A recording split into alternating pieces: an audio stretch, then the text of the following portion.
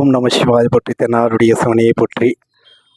இப்பொழுது நம்ம ஏம் Sunstar YouTube channel ஆன்மீக சமூக சேவை பண்ணி நம்முடைய சிவகங்கை மாவட்டத்திற்கு நம்மளுடைய ஸ்ரீ காசி விஸ்வநாத திருக்கோவிலுக்கு நம்ம வந்திருக்கோம். சுவாமியுடைய வரலாறு பற்றி நம்ம தெரிஞ்சுக்க போகிறோம். சுவாமி வணக்கம். சுவாமி நம்ம சுவாமி வணக்கம். அரகர நம பார்வதி பததே அரகர மகாதேவா. தென்னாடுடைய சிவனே போற்றி, எந்நாட்டவர்க்கும் இறைவா போற்றி. பேரன்பு சார்ந்த பக்தகோடி பெருமக்களே, சிவகங்கை மாநகரிலே சிவகங்கை சமஸ்தானம் தேவஸ்தானம் டிஎஸ்கே மதுராந்தகி நாச்சியார் ஆளுகைப்பட்ட அருள்மிகு விஷாலாட்சி அம்பிகா சமேத காசி விஸ்வநாத சுவாமி ஆலயம் வெகு சிறப்பாக சிவகங்கை மாநகரிலே அருள்பாலித்து வருகின்றார்.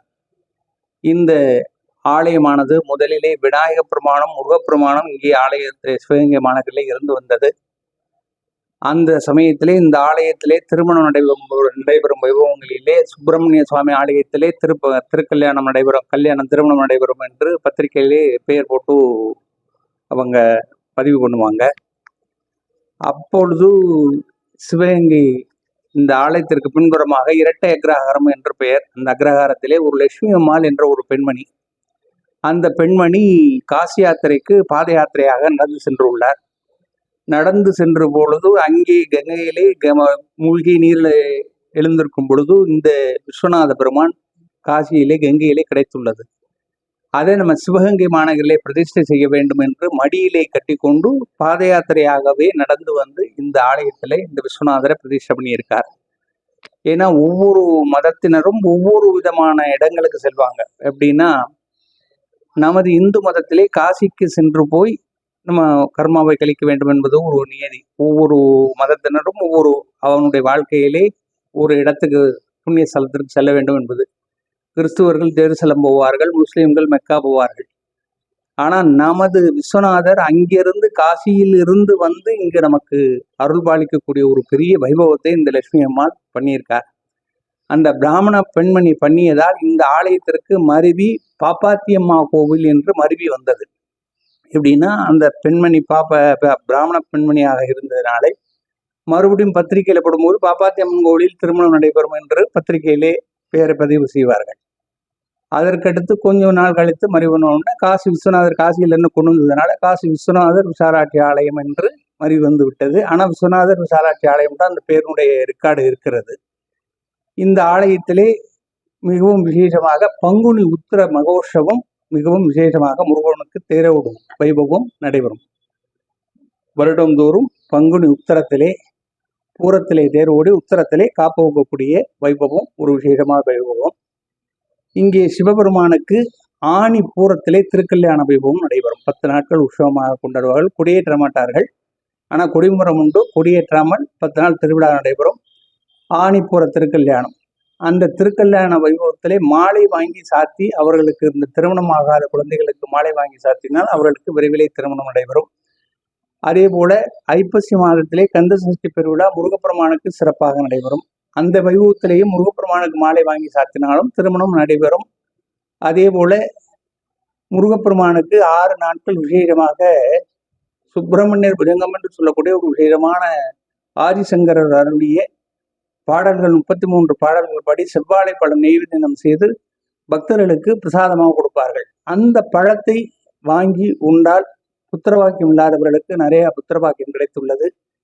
திருமணம் ஆகாதவர்களுக்கு இந்த மாலை வாங்கி மாப்பிள்ளை அழைத்து வரும்பொழுது மாலை வாங்கி சாத்தினால் இந்த ஐப்பசியிலேயும் பங்குனியிலேயும் நடைபெறக்கூடிய திருமணத்திலே முருகப்பெருமானுக்கு நடைபெறக்கூடிய திருமணத்திலே மாலை வாங்கி சாத்தினாலும் அவர்களுக்கு விரைவிலே திருமணம் நடைபெற வேண்டும் என்பது ஒரு ஐதீகம்.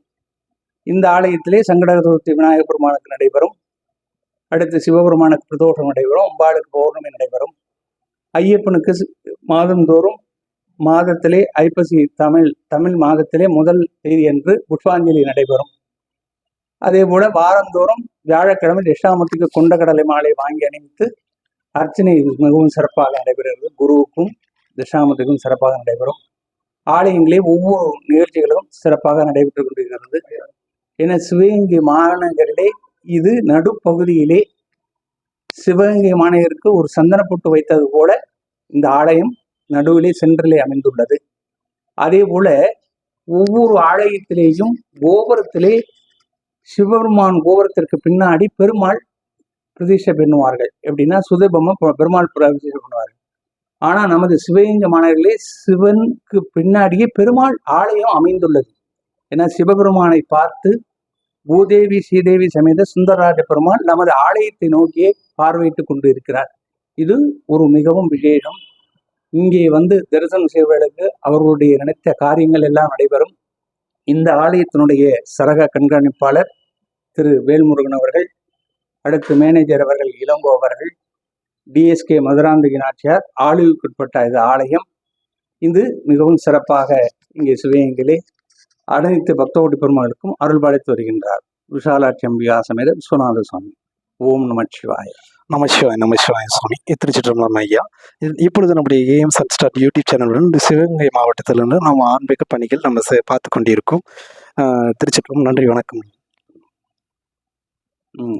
இங்கே அஷ்டமி, தேய்பிறை அஷ்டமி மிகவும் ஒரு விசேஷமான வைபவமாக நடைபெறுகிறது. எப்படின்னா, நவக்கிரகங்களிலே பைரவர் உடம்பிலே அனைத்து விதமான நவக்கிரக தேவதைகளும் உடம்பிலே வாசம் செய்வதால் அவருக்கு வடைமாலை சாத்தி இரவு 7 மணிக்கு அபிஷேகம் நடைபெற்று இரவு 8:30 மணிக்கு அர்த்தஜாம பூஜை நடைபெற்று அதனைத் தொடர்ந்து சிறப்பு அன்னதான வைபவம் நடைபெறுகிறது.